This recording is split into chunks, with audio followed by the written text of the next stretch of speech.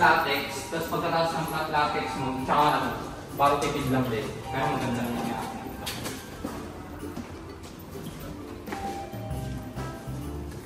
Ito na.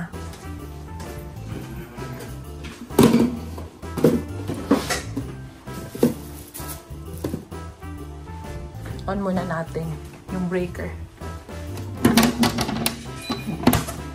Sa ano mo ma'am? Dito ma'am? Saan? Dito.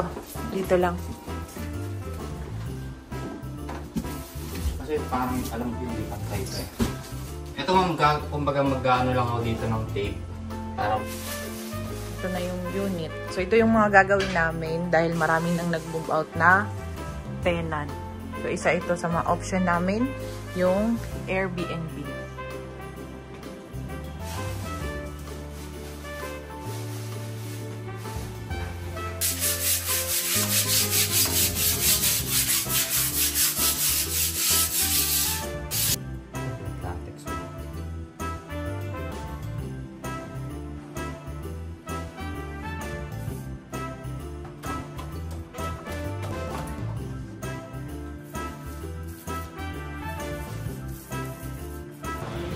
And samahan ko muna si Ali doon sa S Residences. Iniwan ko muna si Fritz doon habang nagre-repaint siya ng unit. Sa unahan na lang ako ah. sige ma'am.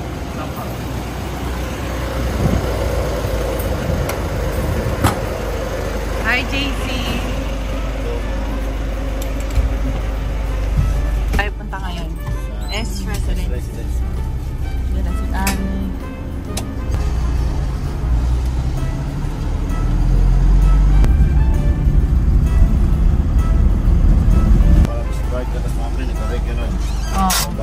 Di sabihan lang. Okay.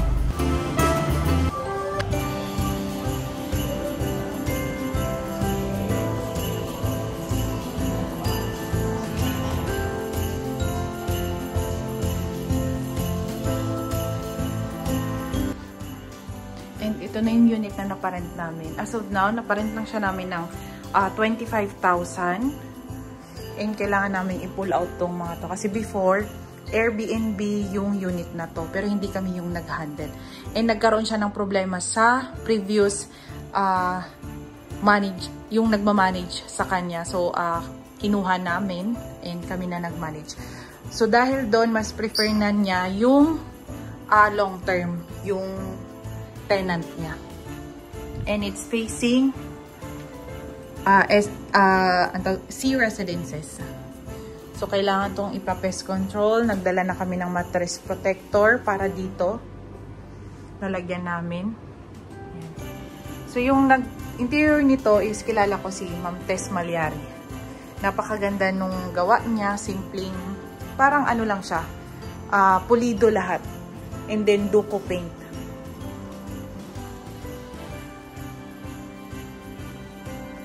So, ito kailangan naming i-pull out. And may mga ipis pa nga eh. So, ipipest control namin. Yan. And update ko lang sa mga unit owner. So, ngayon, meron na kaming 50 units na move out. So, yun is, ang iba is nag-end contract, hindi na nag-renew, and terminated contract. So, ngayon, ano yung magiging plano namin habang naghihintay kami sa POGO update? Dahil alam naman natin na na-band na. Meron kaming bagong program na gagawin para sa mga unit owner. Like for example, since 2014, nag-Airbnb na po ako. And hanggang ngayon, running yung Airbnb na business namin. Yung mga personal unit namin, handle po nung husband ko. So may knowledge na po ako sa Airbnb. Kailangan lang po talaga tutukan. Ngayon, ang gagawin namin is ipapasok ko sa mga booking site yung handle na bubuksan namin na Airbnb. Sa ngayon, meron na akong 4 na unit. Yung magiging concept ko doon is nasa, parang tilt lang siya. Parang yung yung iba kasi 5-star hotel. So, ang gagawin ko is 3-star lang. Parang Hotel 101 lang siya. Hotel 101. Yung magiging concept ko. Lahat ng handle ko, na basic furnishing ko siya before. And same color lahat yon, naka-gray. So, ang gagawin ko ngayon, pareho-pareho lang sila ng design. And then, ilalagay ko sa mga booking site ng Agoda, Expedia, Trip.com, Booking.com. Dahil doon, sa tingin ko, mas maraming magbubook dahil alam nila na booking site talaga. And kahit Condotel ako, ang magiging kalaban ko kasi doon is condo. Ay, hindi condo, hotel. So, mas pipiliin nila kapag affordable yung offer ko na rate kaysa sa hotel. Lalong-lalo na kapag mag-i-stay ng longer, bibigyan ng discount. Yun ang i-offer ko ngayon sa mga unit owner ko na handle. Kapag yung iba naman ayaw nila ng long term, o short term, okay lang naman. Ino-offer ko ngayon ng kahit 20,000 na lang yung unit muna. Nakalock in siya sa 6 months, and then after 6 months, tignan ko kung paano yung magiging flow ng rentals. Kapag ka tumaas, mag-a-add na lang. Yun na lang yung pinaka option namin ngayon. Tuloy-tuloy pa rin yung preventive maintenance namin. And after nito, pupunta ako sa Tower 3. Meron kaming water leak problem doon. Hindi ko alam, moist siya.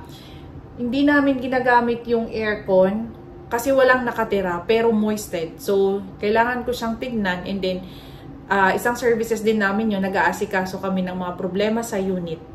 Kung isa ka sa mga unit owner na may problema sa unit and kailangan nyo po ng services namin, just email us at inquiry@talktoteamdale.com. And si Tin yung mag-aasikaso nun.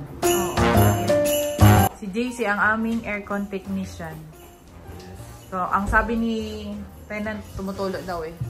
Ano ibig sabihin pag ganun, barado? Kailangan na ng... Pwedeng barado kasi kala ko mo kakalinis lang nito. Nalinis ba to? Hindi yata. Hindi to nalinis. Simula nung nag-out.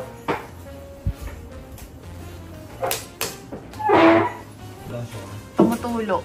Sige. Tignan mo na lang, JC.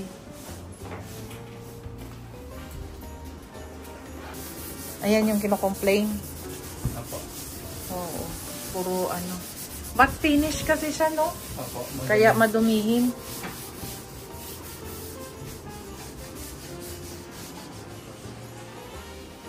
Yan yung pinto doon.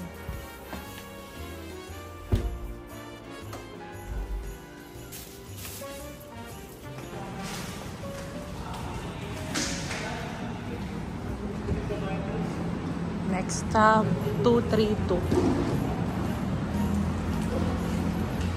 Yung comment ko. Pansinin mo yung door. Start na siyang masira. Next, punta tayo sa yung may moist sa 3rd floor. Ito yung amenities dito sa Tower 3.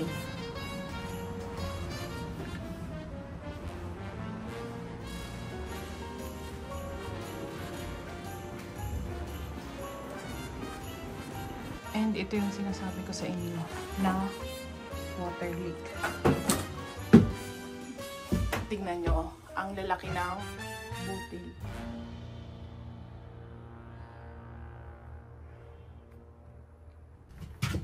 So, trinit na namin to. As of now, grabe. Grabe yung moist niya, oh.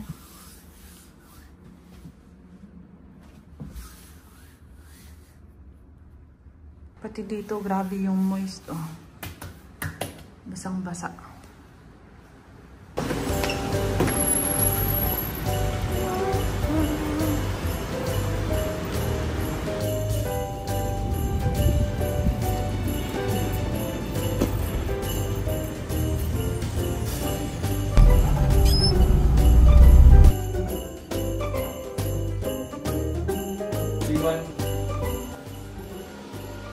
And ito yung second unit for Airbnb. Pinalitan na namin ng smart lock yung unit. So, ito ongoing yung repaint. And yan. Kulayan na rin namin yung sa ano niya, cabinet. Gagawin namin tilt din, pero may primer muna. So, ito yung unit din na for Airbnb. Sa ngayon, hindi pa siya naka-smart lock. So, ito yung accent Ito yung ginawa namin sa kitchen. Ayan. Accent wall. Nakamat lang siya. Ito by next week okay na to. Ito may isi-second coat pa siya. Ito yung finish na. And thank you for watching. Don't forget to like and subscribe sa YouTube channel ko po. Thank you!